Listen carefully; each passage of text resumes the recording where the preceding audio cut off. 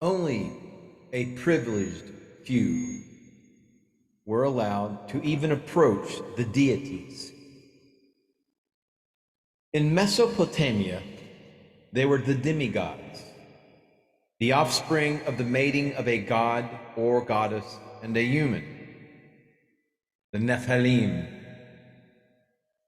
Now these formed the aristocracy and were entrusted by the gods to see to their needs and to form a barrier with mankind. Even these demigods, or changelings, if you will, as they were called, were somewhat strange in appearance and probably had certain reptilian characteristics. The fabled Gilgamesh, for example, had something odd in his appearance that made him stand out from normal men. The biblical patriarchs also had something unusual about their looks, as is shown by the irrational behavior of Noah when he was seen naked by his sons. According to the ancient Babylonian tradition, as reported by Berosus, the Babylonian priest writing in Athens in the 3rd century BC, man's ancestry and origin can be traced to one Oannes, an amphibious creature that came out of the Persian Gulf to teach the arts of civilization to man. Berosus called them Anodati, which translates as the repulsive ones in Greek. He also refers to them as Musaros, meaning an abomination. In this way, Babylonian tradition credits the founding of civilization to a creature which they considered to be a repulsive abomination. If the tradition had been invented, a more normal attitude would have been to glorify these creatures as splendid gods or heroes. Yet the fact that they chose to describe their ancestors this way argues for the authenticity of the account. The reptilian appearance of the biblical gods was a well-kept secret, and only occasionally is it perceptible in the Old Testament, as for example, the obvious worship of the seraph, or brazen serpent, in the incident during the Exodus. There are many more references, many of them explicit, in the mass of religious literature which forms the basis for the books of the Old Testament. This view is now accepted that the Old Testament went through considerable editing and selection by the priestly transcribers, but elsewhere in the religious literature, not subject to their heavy hand, there is found a different picture. In the Haggadah, the source of Jewish legend and oral tradition, it is revealed that Adam and Eve lost their lustrous and horny hide as a result of eating the forbidden fruit. The Gnostics, rivals to the early Christians, relate that as a result of eating the fruit, Adam and Eve achieved knowledge, part of which was to realize that their creators were beastly forms. The sad fact is that we have created God in our image and not the other way around. In this way, we have hidden the true identity of our creators. Most of the world mythologies and religions refer to their ancestors as flying serpents or dragons who brought the arts and crafts of civilization to mankind. The oldest of Chinese books, the mysterious Yi King, claims that the ancient goddess Nu Kwa, who was a dragon, formed the first humans. I'd like to interject that Nu Kwa is eerily similar to Nin Kurusag. Just saying. The early Chinese emperors claimed to be descendants of this dragon goddess. The oldest and most famous of the Hindu classics, the Ramayana and the Mahabharata, concern the intercourse of early man with the serpent gods who were also his ancestors. Central American and African mythology relate how flying serpents and dragon-like beings descended from the heavens to teach them the basics of civilization. The dragons and flying serpents that so permeate ancient mythology were actually large-legged lizards who also had the ability to travel about in their airborne craft. How else could the ancients illustrate this fact by providing them with wings? Even the Old Testament implies that the serpent of the Garden of Eden was a lizard or reptile, for if he had lost his hands and feet as a result of the fall of man, then logically he must previously been a legged snake or reptile.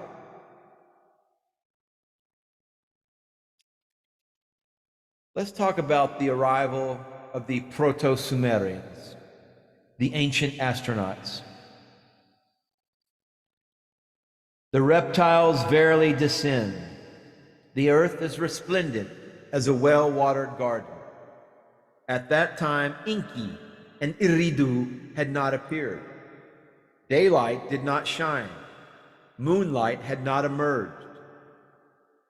Now that's a fragment from the oldest known Sumerian tablet, the Sumerian King List. One of the most remarkable and valuable historic documents is the so-called King List, which records the names of the kings of Sumer and the lengths of their reigns from what was to them the beginning of history, a time in the distant past when kingship descended from heaven and founded 5 cities in the Mesopotamian plain. It records an interruption when the flood swept over the land, an event which we now know as the deluge or the Great Flood. The King List then resumes the narrative as kingship descended once more. It describes the kings and their reigns down to part of the Isin dynasty, which began to rule about 1950 BC. The King List attributes reigns of legendary and incredible lengths to many of the rulers of the early antediluvian kings. This is pre-flood kings. In this sense, it affirms the enormous lifespan of the patriarchs of the Old Testament.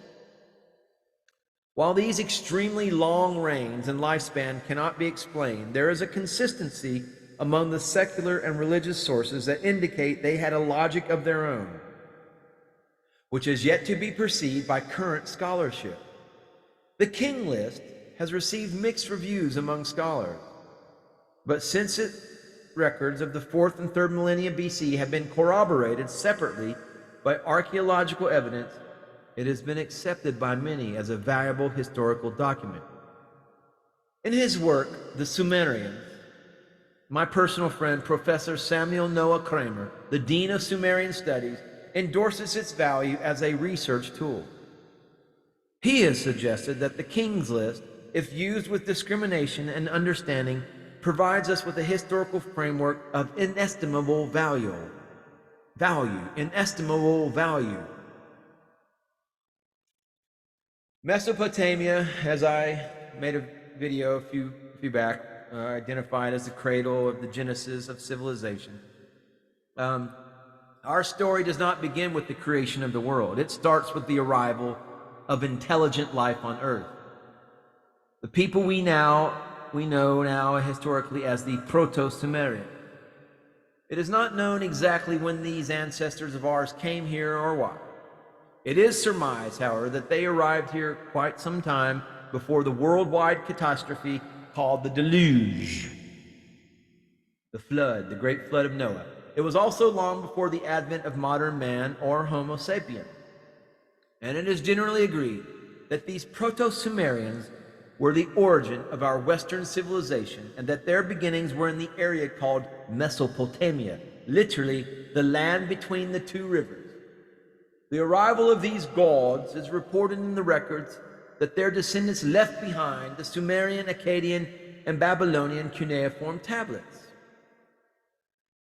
The land known as Mesopotamia and the cradle of civilization lies mostly between the Tigris and Euphrates rivers. Originating in the mountains of Armenia in the north, the 2 rivers move in a gradually converging course down a wide and grassy plain to the Persian Gulf. In early times, the area was made up of marsh and lagoon, much as it is today. The introduction of an intensive river canal system to irrigate and drain the plain gave rise to a dense population and to the establishment of a great culture.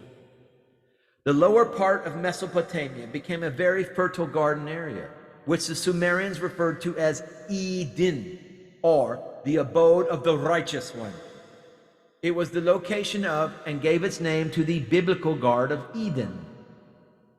And Eden, as it appears in the Sumerian tablets, is spelled in our reckoning as E-D-I-N.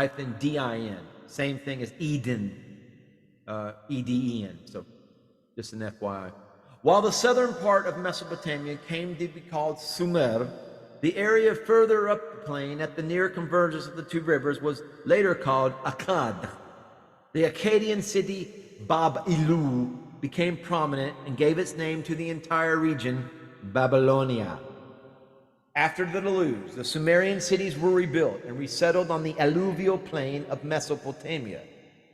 Since the oldest of these date to about 3500 BC and was built on virgin soil, it is clear that they were not built upon the ruins of the former city.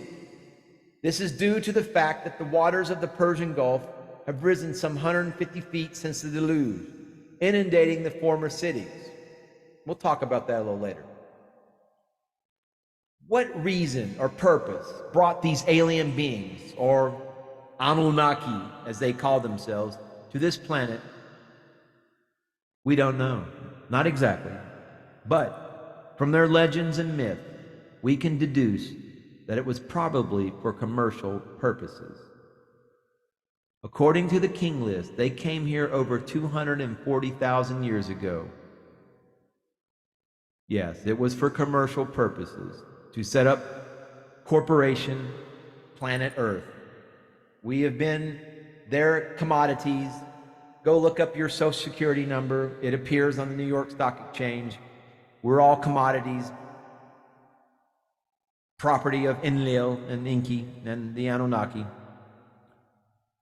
and part of their loosh farm. The document of the King's List describes the activities of the antediluvian Anunnaki as kingship descended from heaven and was first established as Eridu, the Erech of the Bible. Here, two kings ruled for 64,800 years. Eridu was abandoned as the capital, and the kingship was moved to Batibira, where three kings reigned for 108,000 years. Then the kingship was moved to Larak, and one king ruled for 28,800 years. A fourth city to them became the capital, was Sippar, where one king, Imdurana, reigned for 21,000 years. This Enki is important to our story, for as we shall see, he was the Enoch of the Old Testament. Enoch, as we know, eventually was known as Tuth. And when he was caught up and ascended to the very heights of the ladders of light and was taken by the prime creator, the infinite prime creator, to the divine grid programmer, he transformed Enoch Thoth into Metatron. So stay tuned, folks. We're going to pick up the thread of this narrative a little bit later on in a future video.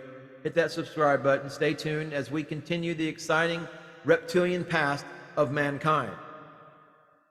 Namaste, namaskaram.